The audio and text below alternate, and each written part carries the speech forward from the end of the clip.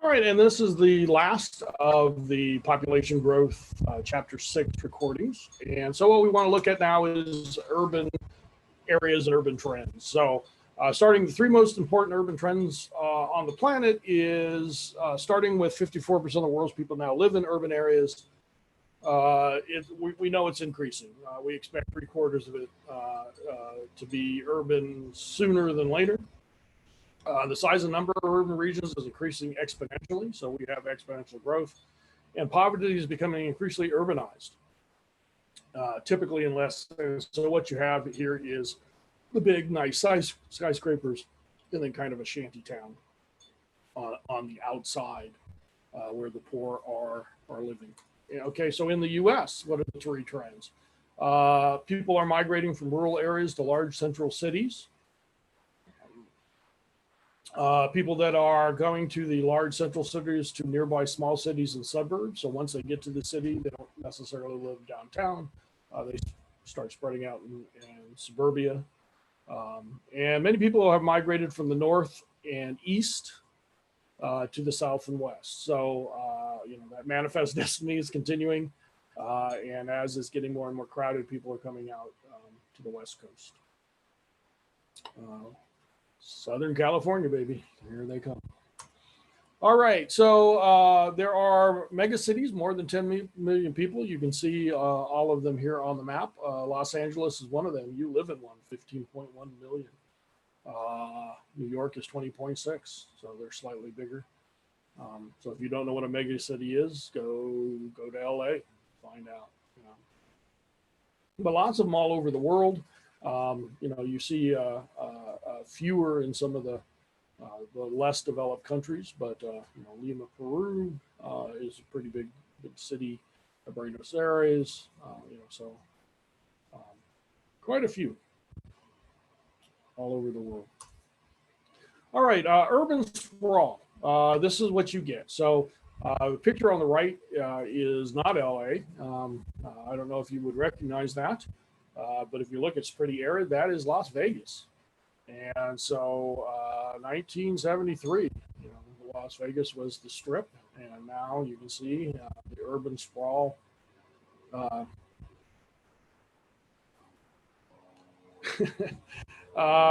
just read the thing. Affordable land, auto mob is automobile use. I don't know why that got cut off. I guess my picture is on top of it. But anyway, so the idea here again is as we sprawl out, it causes issues, and it's usually poor urban planning. We have the freeways that seem like a good idea, but if you've ever sat on those freeways, you know for a fact it's asinine the way we move people around LA, and we don't have a great mass transit system. All right, so urbanization, the benefits, the advantages, is everything kind of can be in one place. And if you live in an urban area, it tends to be better for you if you take advantage of everything, because there's better healthcare, education, things like that, more opportunities. Disadvantages is we can't keep living this way. It's unsustainable. We have water issues. We're not growing our food near us. We have pollution issues. Go live in Vernon, Exide. Noise pollution. As I'm out here with the mowers going, and it actually does change local climate just by the buildings and by the asphalt. It actually warms areas up. So urban sprawl is definitely an issue, especially here in LA, one of the mega cities. Poverty and they are moving to the cities, but we have our own, what I call a shanty town, I guess. And if you haven't been there, what you're looking at is Skid Row. There's a picture of Skid Row. And so what happens is they get crowded in the slums. We get a large homeless population, and they lack clean water, proper food, plumbing, electricity, and lots and lots of pollution, trash. And this is a housing issue. It is a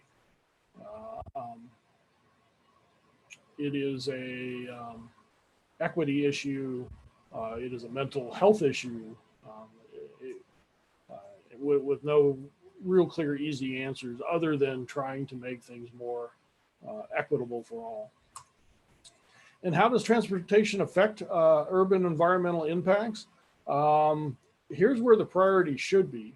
And if you think about it, that's not how we live. Okay, so ideally, you'd be able to walk to everything that you needed. If not, you can get on a bicycle, public transit, commercial vehicles, multiple occupancy vehicles, and then by yourself. But in LA, we do it the ass backwards. We don't walk anywhere. And we drive by ourselves, typically in the cars. If you watch the free, I used to drive, and it's hard. It is hard. It's hard to carpool. You know, Mount Sac. Luckily, I live 7 miles away from Mount Sac. My wife lives 4 miles away from where she works, so we picked a place that's right in between to cut down on transportation. But I used to drive into LA, and I would have liked to have lived out there closer. To the zoo, but affordability wasn't possible when I was first starting out. So we don't make it easy. And there was no real good mass transit to get there, and mass transit has issues. Public transportation kind of locks you into certain hours, which could be a problem. All right, and so eco cities is what we should be designing. People not car oriented.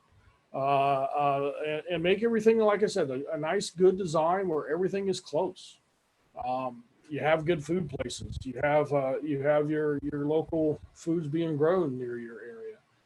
You have industrial sites that are set aside away from housing, close enough to get to if you're a worker, but not to the point where you have a battery recycling plant in the middle of a neighborhood. And there are some cities that are trying to do this. Probably the closest to us would be Portland, Oregon. But they are trying to find ways to make things more sustainable. Curitiba, Brazil has designed an area very efficient. And you can see kind of a map on how they did things. They recycle 70% of their paper, 60% of their metal, glass and plastic. Everybody gets free medical care, or everybody has medical care. If they're poor, they get it free. And it's working out well. It's kind of becoming one of the model cities. We all can do this. It's really kind of a state of mind. It's a change of the way we do things. Again, how many people does it take to make change? 5 to 10%, but you got to be willing to compromise. You got to be willing to decide what's important. And I don't think we're there yet. And with that, we'll stop the share and stop the recordings for this week.